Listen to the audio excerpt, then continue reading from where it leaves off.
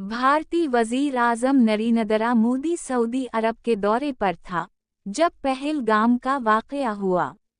वो अपना दौरा मुख्तसर करके भारत पहुंचा और अपनी रहाइशगाह पर अहम शख्सियात से मुलाकात के बाद उसने पाकिस्तान को संगीन नताइज की धमकियां देना शुरू कीं। क्या नरेंद्र मोदी का सऊदी अरब का दौरा महज इत्तेफाक था या फिर दरपर्दा कुछ पेशगी यकीन दहानियों के लिए था कि अगर भारत पाकिस्तान की एंड से एंड बजाता है तो सऊदी अरब सिर्फ मजम्मती बयान देगा? आइए ज़रा ग़ज़ा की तरफ चलते हैं। इसराइल ने ग़ज़ा की ऊंची इमारतों को इस तरह मलिया-मेट कर दिया है जैसे हौलनाक ज़लज़ला आया हो।